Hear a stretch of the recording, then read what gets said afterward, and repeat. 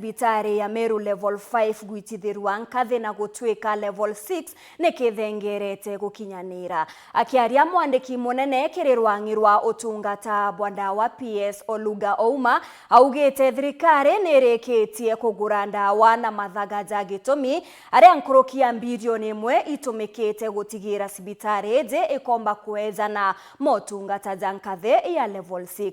PS Oluga nongerete na kuga gwikinya mweri jwa kenda thirikari ikethirwa ikwambiria mukondo jwa ire jwa murandi jo muthuru murioki gatwambirie na riboti ije.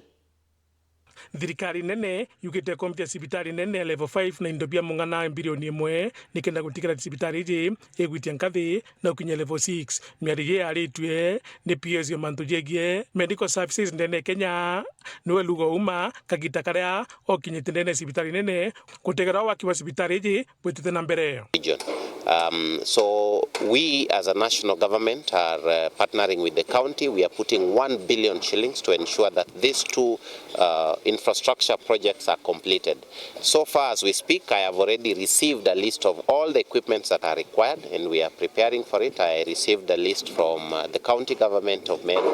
We are going to equip these facilities to a tune of 1.2 billion after the construction is completed, which is a program where the county does not buy the equipment, the national government does not buy the equipment.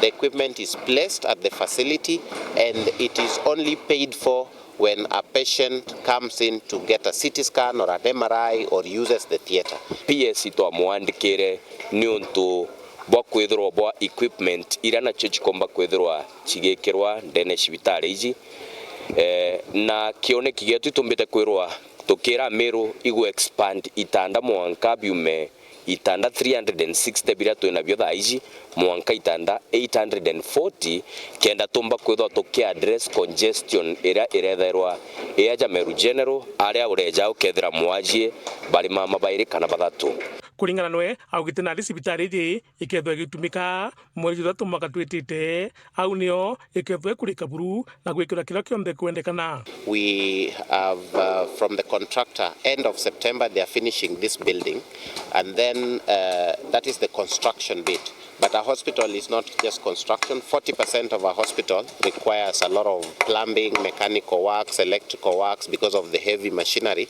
So that is going to be done by the end of December.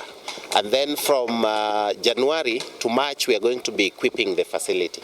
Gento kenge tukumba ikuthwa tugi expand ke building eje njeru imantu ja surgical theaters, ultra modern maternity na generally kwithirwa cibitari jinande nejukitie mukondo jo kwithirwa kioneki ga kwithirwa ni kwa level 6 nande itwambite kuona ikia clear. Oluga akiwa sibitari iji rutero mwiro gwakwa na milioni 500 na rungi mweri wa kenda ruketho nyeru kiambire gwakwa.